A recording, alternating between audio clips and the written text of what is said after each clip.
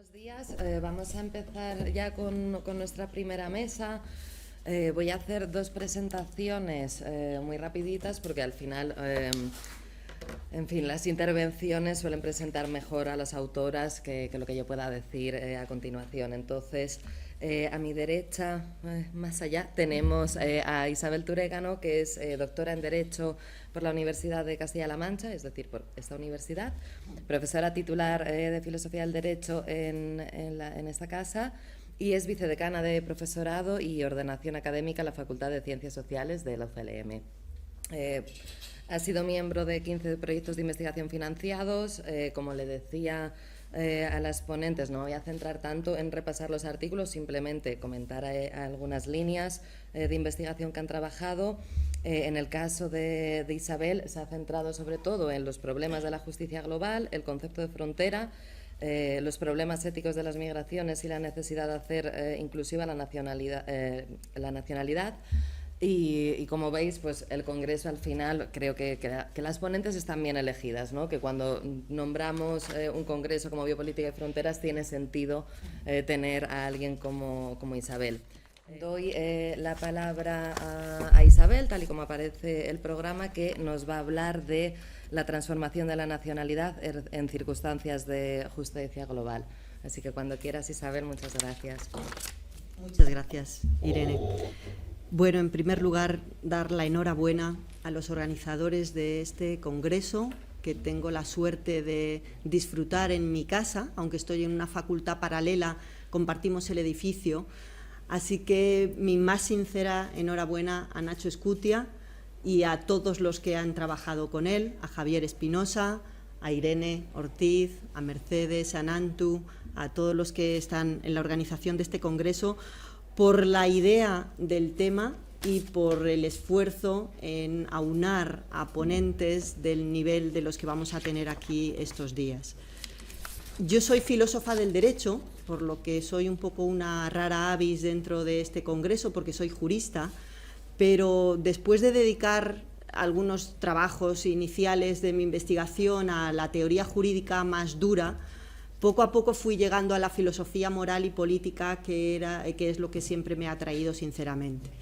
Y mi llegada al tema de la justicia global me permitió conocer a un docente, investigador de enorme peso, como es Federico Arcos, que es el que organizó hace ya bastantes años en Almería un congreso sobre algunos de los que desde la filosofía del derecho hablábamos de estas cuestiones. Y ahí tuve también la enorme suerte de conocer a Juan Carlos Velasco, que está hoy aquí presente, que está en el congreso, con quien desde entonces participo en proyectos de investigación y en actividades de diversa índole que han sido sumamente enriquecedoras y con cuyo grupo de investigación ha sido un auténtico placer trabajar, y todo lo que sé pues se lo debo a ese grupo y a ese entorno. Bien, pues lo que voy a hablar aquí hoy es efectivamente, aunque pueda parecer contradictorio dentro de un marco de justicia global, voy a hablar sobre un derecho a la nacionalidad. Y eso en principio pues supongo que puede sonar un tanto paradójico. Un segundo que iba a poner y se me acaba de ir el temporizador. Puede parecer paradójico porque en principio la idea de justicia global pues es una idea igualitaria para la que no hay fronteras, y hablar de nacionalidad supone todo lo contrario, hablar de fronteras. Mi propuesta será que creo que puede hablarse de nacionalidad en un sentido igualitario y democrático, y no solo que pueda hablarse, sino que creo que es precisamente un modelo de justicia global la que nos permite modificar y transformar, como digo en el título de esta ponencia, transformar la idea de nacionalidad para hacerla inclusiva y para hacerla democrática. Creo que un modelo de ciudadanía anclado al Estado no puede ser ni excluyente ni único. Es decir, tiene que ser inclusivo y democrático, y tiene que estar enmarcado dentro de un régimen general que combine ciudadanías plurales. Frente a un modelo estatista de justicia, la propuesta que hago parte de una teoría moral y política cosmopolita. Una concepción estatista o asociacionista de la justicia sostiene que existen obligaciones especiales hacia los conciudadanos y que las demandas de justicia social se aplican solo en el seno de sociedades políticas que son necesarias tanto para activarlas como para hacerlas efectivas. Esta tesis estatista de la justicia es la que han sostenido autores tan relevantes como John Rawls, como Thomas Nagel, como Richard Miller, como Andrea San Giovanni, etc. Es decir, es una tesis muy habitual y es, por supuesto, una posición política más habitual, si cabe, el reconocer la competencia discrecional de los Estados para desarrollar la política de frontera a partir de un concepto de soberanía que presenta a las comunidades políticas como comunidades cerradas y excluyentes que priorizan a los miembros sobre los no miembros. Pues bien, frente a esa concepción estatista de la justicia, mi propuesta parte de una concepción cosmopolita de la justicia, para la que los derechos son universales y corresponden a cualquier persona por el hecho de pertenecer a la comunidad humana, y la nacionalidad es un privilegio que está vinculado al nacimiento y que se otorga en función de criterios que son arbitrarios. Este ha sido el argumento habitual de Joseph Carens o de Ayelet Sachar. Desde este punto de vista cosmopolita se critica la soberanía estatal en la regulación de las fronteras. Sobre todo es habitual un argumento que señaló Arash Abizadeh, porque quienes se ven afectados por la regulación de la frontera no son solo los que quedan dentro de la comunidad política, sino muchos otros sujetos que no tienen la oportunidad de participar en el desarrollo de esa política de frontera. Por lo tanto, me posiciono desde una posición cosmopolita sabiendo que son tiempos muy difíciles para el cosmopolitismo. A finales del siglo XX nos pareció que se producía un avance que no iba a tener marcha atrás en un derecho internacional de los derechos humanos, avance que se ha ido desvaneciendo según hemos ido avanzando a lo largo del siglo XXI, donde resurgen por todos los lados conflictos bélicos, regímenes iliberales, políticas estatales proteccionistas y excluyentes. Alguien como Martha Nussbaum, una ardiente defensora del cosmopolitismo frente al patriotismo, titula su último libro, habla del cosmopolitismo como un ideal noble e imperfecto. Y se refiere a las naciones, en ese libro, habla de la importancia normativa y práctica de las naciones. Dice que son vehículos para la autonomía humana y para la responsabilidad efectiva del derecho ante la ciudadanía. Poseen también, dice Martha Nussbaum, una obvia importancia práctica, pues son espacios para la canalización de apoyo y ayuda. Esto lo dice una cosmopolita. Y yo creo, de forma muy resumida, que ahora no tengo ocasión de desarrollar aquí, creo que es posible pensar en un cosmopolitismo que sea compatible con un modelo de nacionalidad. Un cosmopolitismo para quienes se sienten parte de solidaridades plurales, de esa idea de Ulrich Beck, de la lógica hilativa, de no solo, sino también. Podemos ser parte de la comunidad global y parte de comunidades parciales, ¿no?, de comunidades particulares. Un cosmopolitismo que puede recibir muchos adjetivos. Hay un artículo interesante de Federico Arcos en este sentido. Podemos hablar de un cosmopolitismo crítico, de un cosmopolitismo parcial, de un cosmopolitismo estatista, que no implica el desmantelamiento de las comunidades políticas estatales en la medida en que considera que pueden ser un elemento necesario para la realización del modelo global de justicia. Hablar de cosmopolitismo estatista, no cabe duda, es un oxímoron con el que se pretende llamar la atención acerca del papel, en el papel que puede desempeñar el Estado en el reconocimiento y la garantía de los derechos globales de justicia. Para un cosmopolitismo estatista existen obligaciones de los Estados respecto de los no miembros, obligaciones que van mucho más allá de un mínimo humanitario, que incluyen obligaciones de reciprocidad y obligaciones de integración, al tiempo que se puede defender una responsabilidad colectiva en la instauración de un orden global, un orden jurídico-político global. Adela Cortina dice que el cosmopolitismo no se construye prescindiendo de las comunidades de pertenencia, sino desde ellas.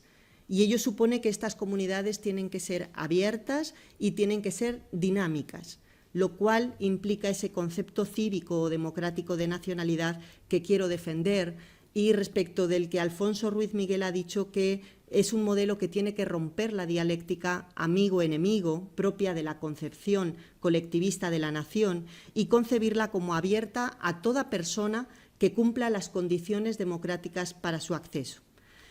Este es un aspecto esencial de la ética de las migraciones que no ha sido tenido en cuenta suficientemente.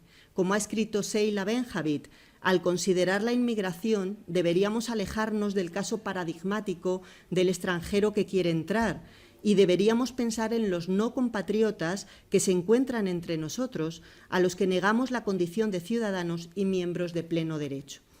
Por lo tanto, la política de exclusión en la frontera no se produce solo en las políticas de entrada y salida del territorio, sino que se produce ya en el propio acto de definir y categorizar a los sujetos que están dentro de un mismo territorio, como señala, por ejemplo, Chandra Kukatas. La determinación del estatus de nacional tiene que ser en unos términos que pueda ser aceptado por cualquier sujeto racional, es decir, que cualquier persona es un potencial ciudadano de cualquier comunidad política. Adquieren en este contexto especial interés las normas sobre adquisición de la nacionalidad, sobre el acceso a la nacionalidad, como distintas de las normas de atribución de la nacionalidad en el momento del nacimiento.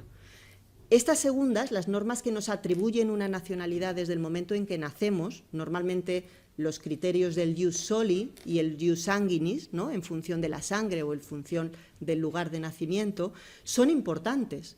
Estas normas son las que delimitan el ámbito de eficacia personal del ordenamiento jurídico-político. Son las que determinan que hay un grupo de ciudadanos que van a asumir los deberes básicos para el funcionamiento usual del Estado. Pero estas normas de atribución automática de la ciudadanía con el nacimiento no son suficientes. Son necesarias, pero no son suficientes. Primero, porque no reflejan la realidad de la movilidad humana, el hecho de que continuamente entran y salen personas del territorio. Y las normas de adquisición de la nacionalidad son las que traducen ese hecho, ese fenómeno de movilidad humana, lo traducen en hechos institucionales, en hechos jurídicos. Y, en segundo lugar, la regulación de la nacionalidad vinculada al nacimiento es insuficiente porque refleja una configuración westfaliana del orden internacional. Es decir, la población de todo el mundo se distribuye en entidades jurídico-políticas separadas, autónomas, independientes, y esto ya no sirve para reflejar el mundo en que vivimos. No es verdad que nuestras relaciones sociales, jurídicas y de todo tipo, políticas, se circunscriban dentro de los límites de la frontera. Por eso es por lo que es necesario reformular el concepto de ciudadanía formal para adaptarla a un mundo en movilidad y un mundo en transformación. Es necesario hablar de la ciudadanía como un estatus complejo que abarca distintas esferas y dimensiones autónomas pero no desvinculadas, jurídicamente dependientes. Se puede utilizar un término que tomo de David Owen. Él habla de un régimen general de estatus cívico, que sería un orden complejo formado por una serie de prácticas y de normas diversas en todos los niveles, desde lo local hasta lo global, que en función de las cuales se asigna el estatus cívico a cada sujeto en particular. Por ejemplo, puede haber una persona que resida en varios municipios a la vez, que tenga doble nacionalidad, que sea nacional de dos estados, que sea además ciudadano de la Unión Europea, que sea sujeto de derecho internacional, que mantenga vínculos con grupos transnacionales de muy diversa índole, ¿no? Pues ese sujeto tiene un estatus cívico determinado por una complejidad de normas y prácticas que interaccionan para determinar el estatus legal de cada sujeto. Los sistemas estatales de nacionalidad son un elemento importante dentro de ese régimen jurídico complejo que está integrado por distintas dimensiones. Por supuesto que la dimensión más básica es la dimensión local, es la dimensión donde actuamos como ciudadanos, donde compartimos nuestra vida con otras personas, donde desarrollamos nuestro proyecto de vida, nuestra vida laboral. Pero el entorno nacional o la ciudadanía nacional proporciona una base igualitaria y estable para esas pertenencias más dinámicas a nivel global. Proporciona una base que amplía la participación a políticas que tienen que tratarse en sede nacional, refuerza los derechos, etc. A ello se añade una ciudadanía supranacional que avanza en el reforzamiento de la garantía de los derechos y además amplía la solidaridad cívica. Hace que nos sintamos ciudadanos de un ámbito político más amplio. Y a ello se une la ciudadanía global, que no es sino el reflejo del reconocimiento de la universalidad de los derechos humanos. Pues bien, hablar de ciudadanía en todos esos ámbitos hace referencia a una pretensión legítima del individuo, a que sus intereses entren en la deliberación pública y a que sus derechos sean protegidos respecto de cualquier uso del poder, respecto de cualquier o en el marco de cualquier estructura de poder.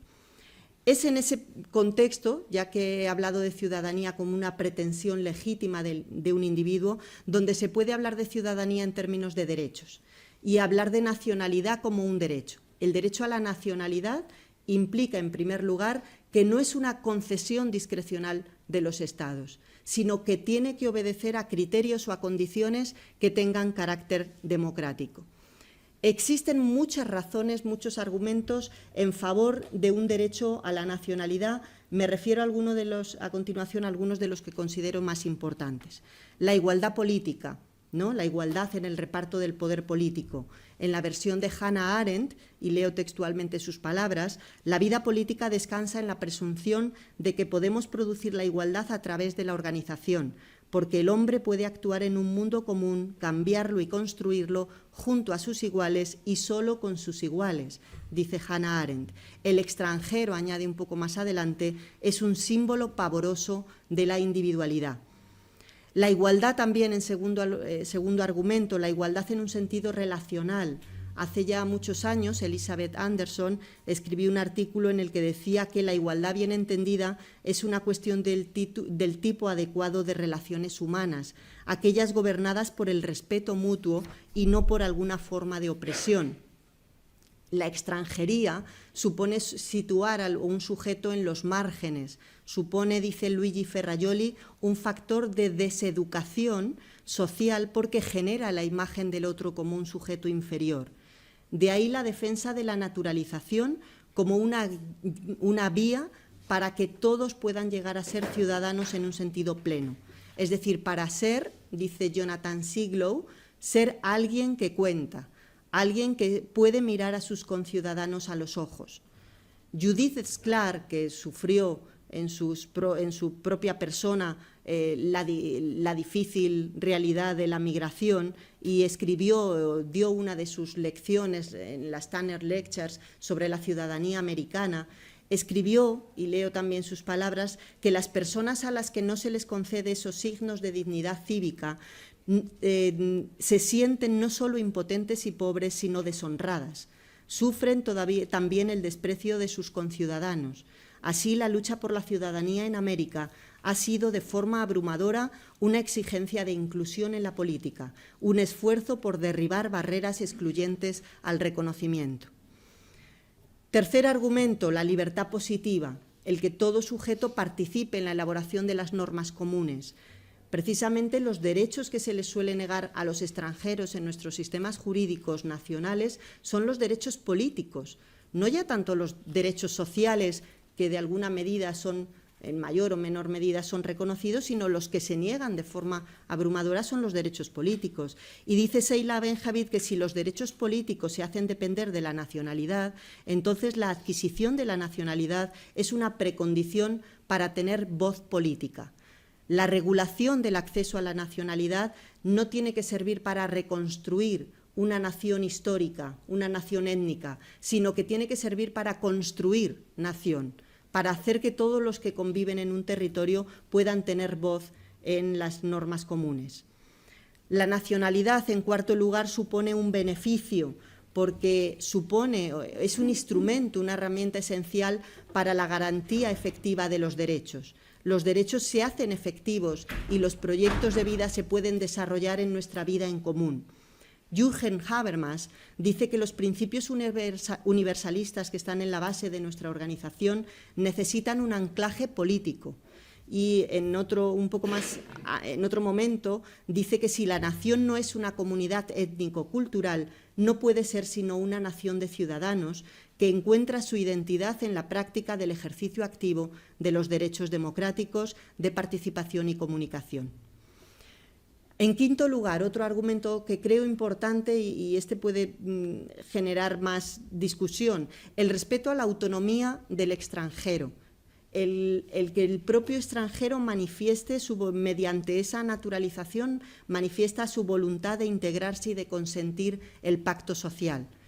Reconozco que algunos autores importantes, y uno de ellos lo habéis citado en relación con el currículum de Virginia, Sandro Mezzadra, además de Saskia Sassen, Javier de Lucas, autores de mucho peso, reconocen que el extranjero sigue sintiéndose vinculado con su origen identitario y puede no querer incorporarse a una nueva nacionalidad. Aunque estoy segura de que no es la pretensión de autores tan relevantes como los que acabo de citar, creo que este tipo de argumentaciones puede servir para legitimar el reconocimiento de un estatus al extranjero siempre transitorio, siempre provisorio.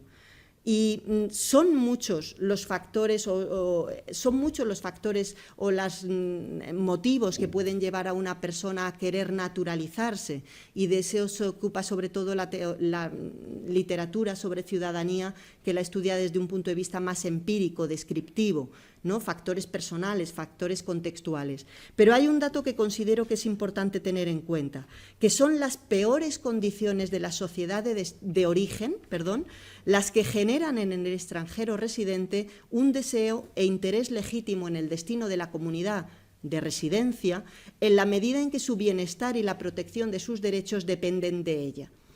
No podemos negar que el punto de partida de las migraciones forzadas, es siempre la desigualdad entre las ciudadanías.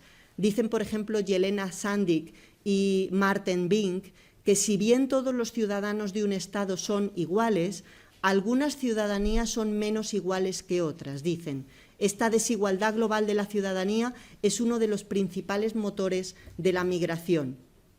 Se suele migrar, los individuos suelen migrar desde las partes menos privilegiadas del mundo a las partes más privilegiadas. En un sentido más economicista, Branko Milanovic escribe que la renta de una persona depende de su ciudadanía.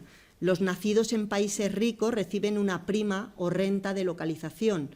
Los nacidos en países pobres reciben una penalización de localización. Pues bien, ciertamente es ese contexto desigual global el que condiciona las elecciones individuales de las personas y el que da especial valor a la naturalización. No creo, sin embargo, por ello que la naturalización tenga que ser atribuida automáticamente una vez que se ha transcurrido un periodo de tiempo, como defienden, por ejemplo, Joseph Carens o Ruth Marín. Creo que el derecho a la nacionalidad se tiene que interpretar como un derecho a optar a una nacionalidad, y que son las condiciones personales y contextuales las que determinarán el deseo o no del extranjero de ser naturalizado.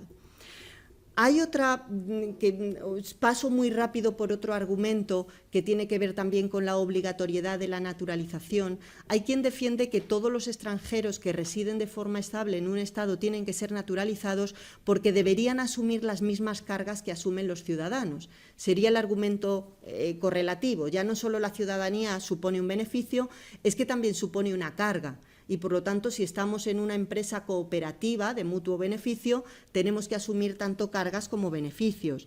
Me refiero, por ejemplo, a un artículo de Helder de Schutter y Lea Ypi, ¿no? un artículo colectivo de ambos.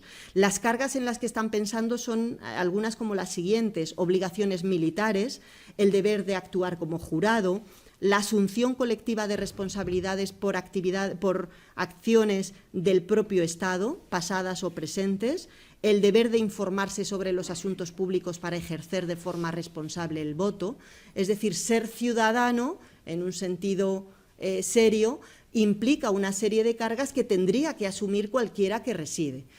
Yo creo que este tipo de argumentaciones se está pensando, y en realidad hago este argumento porque se me hizo una vez una pregunta en una intervención, creo que están pensando sobre todo en los inmigrantes que provienen de países ricos y que residen en un Estado valiéndose y aprovechando los servicios que proporciona ese Estado. Pensemos, por ejemplo, en las comunidades de británicos o de alemanes en las costas españolas, ¿no? Y entonces se les reclama que participen también en las cargas, ya que se están beneficiando de los servicios de ese Estado.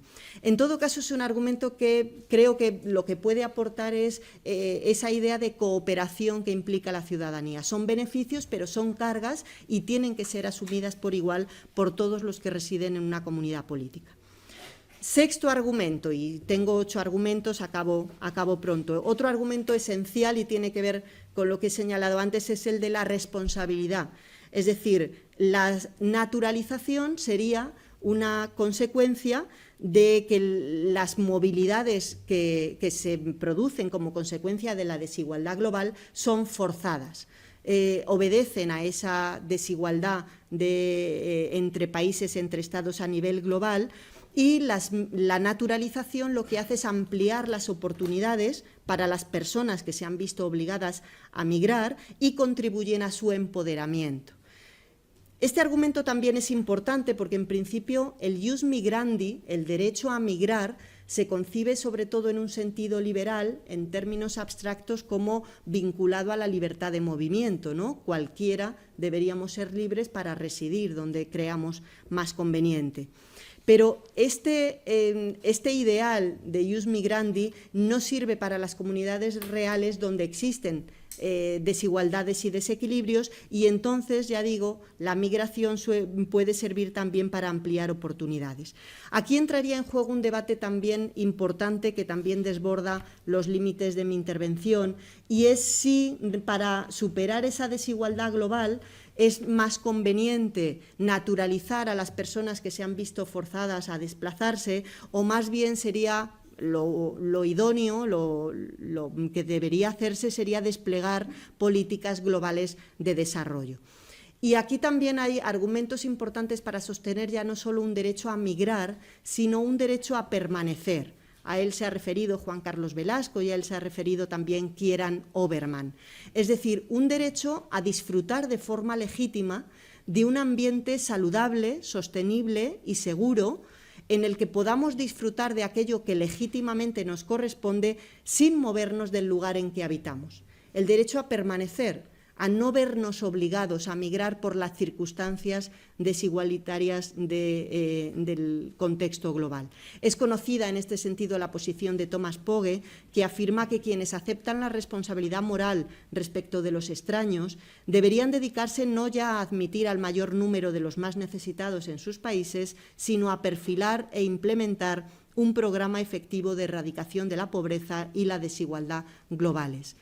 Creo que este argumento es muy importante para poner de manifiesto un aspecto esencial para entender la naturalización y entender la nacionalidad, ¿no?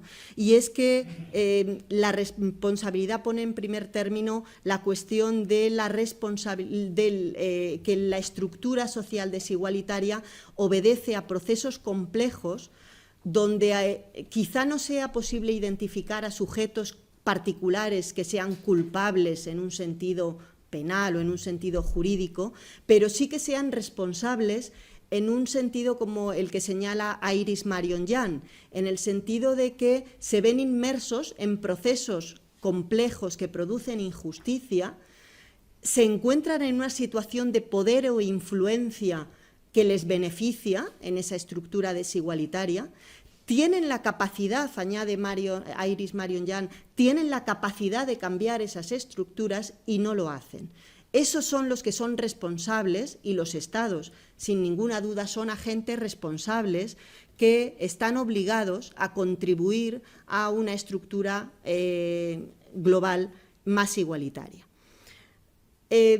Otro argumento penúltimo, y acabaría ya con el siguiente, el argumento de la naturalización también se puede justificar sobre la base de la protección de las expectativas legítimas. El extranjero que reside dentro de un Estado ha generado expectativas ya no solo por el vínculo que ha contraído con la propia comunidad, con las personas con las que ha entrado en relaciones de muy diversa índole, ¿no? Eso sería más bien la idea del jus nexi al que se refiere Ayelet Shachar, sino también por los vínculos que ha contraído con el propio Estado, con los propios funcionarios públicos.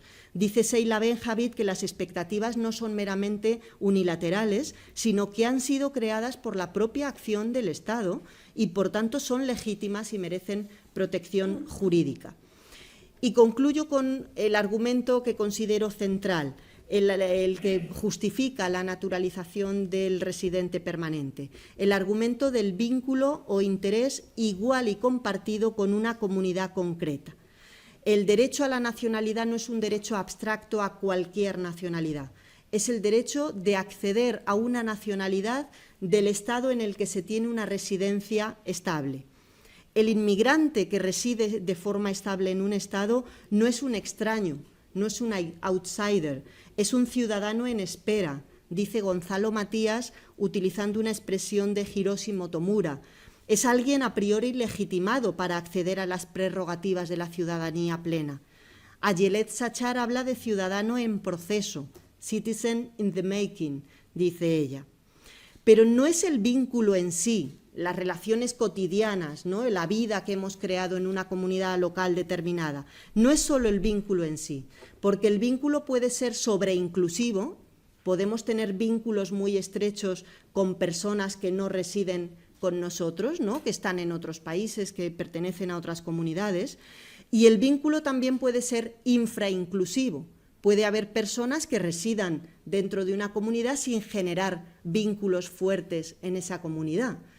Lo que genera el derecho a la nacionalidad o lo que sirve de fundamento es el común interés con la comunidad de nacionales y residentes de larga duración. ¿Cómo se puede justificar moralmente que personas que conviven en una misma comunidad política y tienen un interés igual e interdependiente en su florecimiento tengan estatus jurídicos diferentes? Creo que este criterio del vínculo se puede entender de una forma compleja, incluyendo 3 elementos que son relevantes en el razonamiento moral. Primero, el elemento de la territorialidad. Y aquí apelo a Linda Bosniak, que habla de la territorialidad en un sentido ético.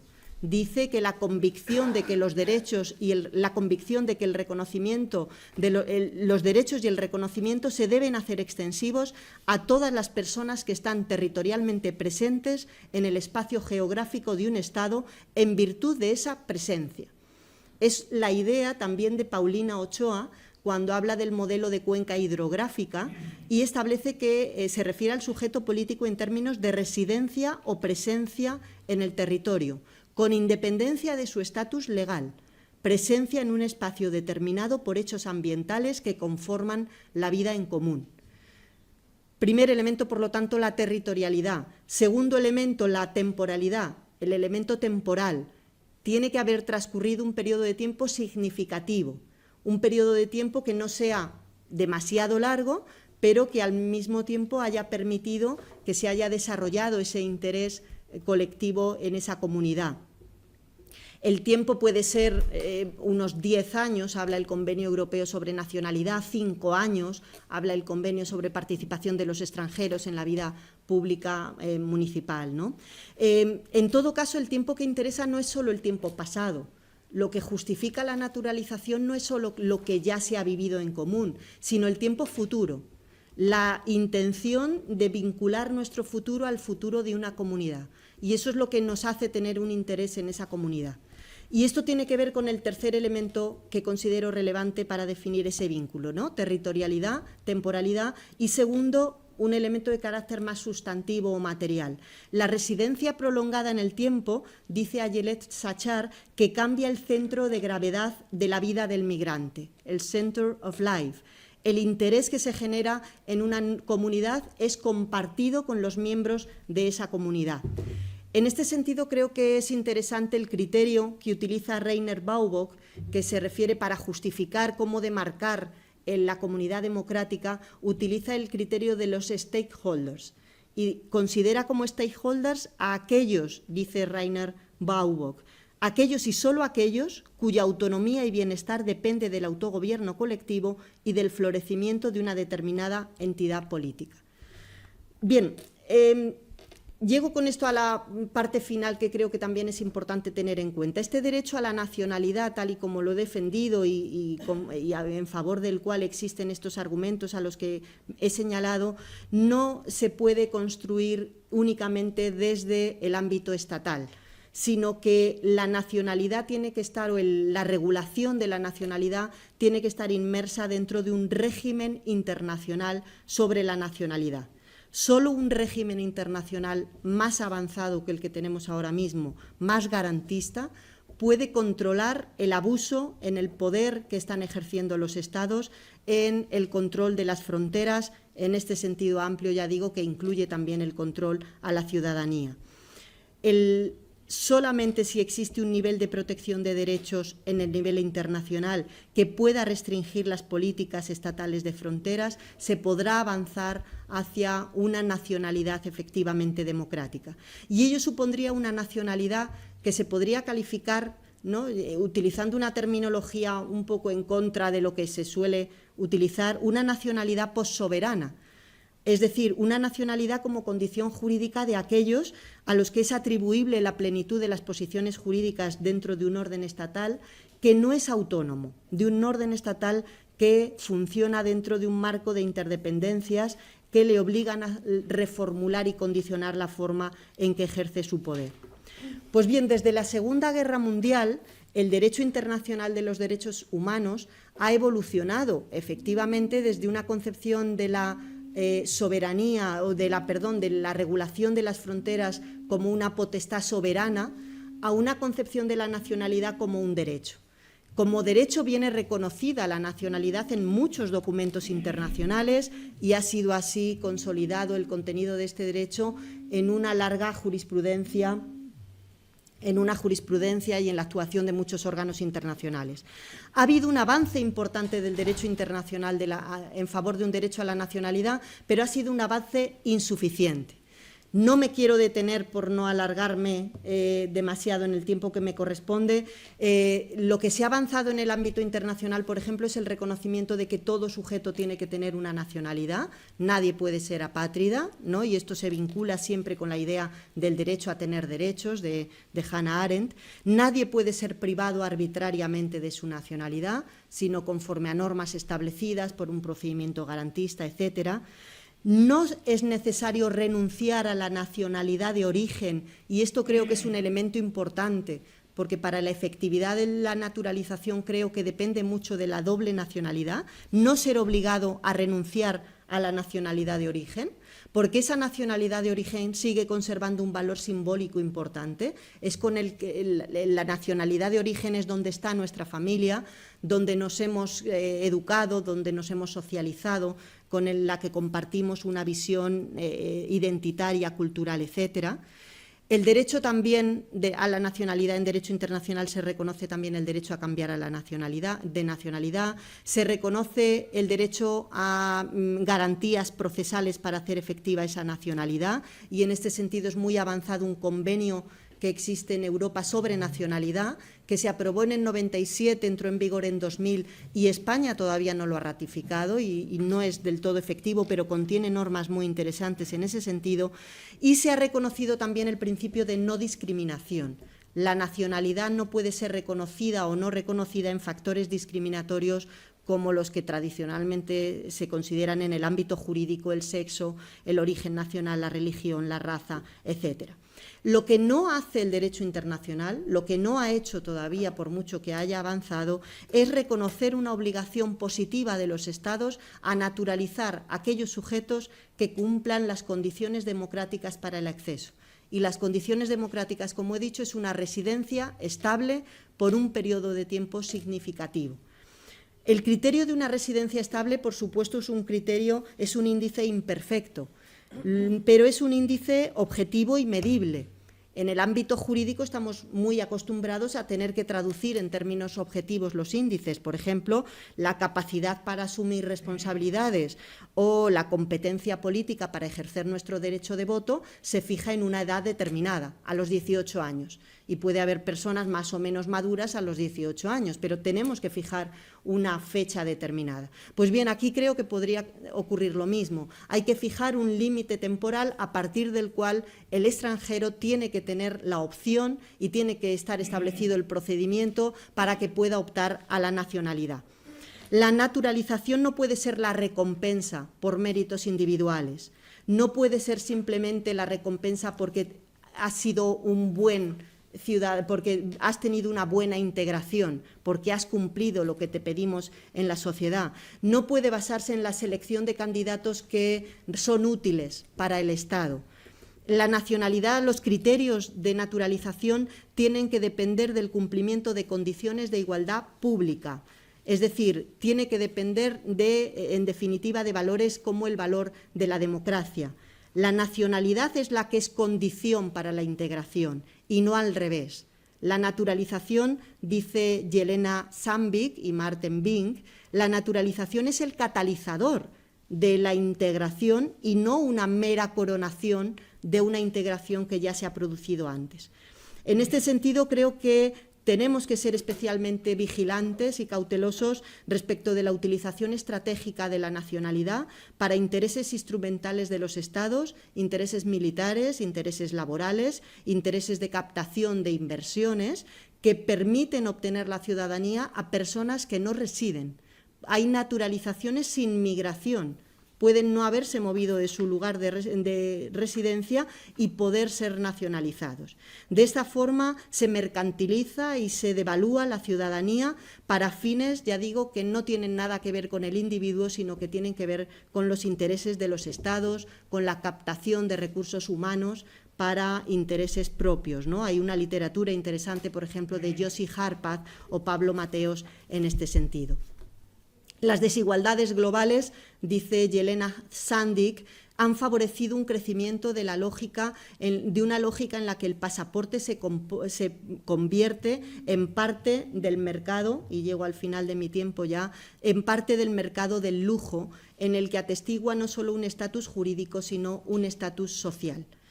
Concluyo señalando que este replanteamiento, como el que he hecho de la nacionalidad, convierte a esta en una exigencia de justicia global. Las normas que regulan el acceso a la nacionalidad tienen que reflejar una concepción cosmopolita de la legitimidad estatal, conforme a la cual el Estado tiene que estar preocupado por los problemas externos, por los problemas que están más allá de sus fronteras, no porque le afecten, no porque hayan sido causados esos problemas por él mismo, sino como parte de sus responsabilidades globales.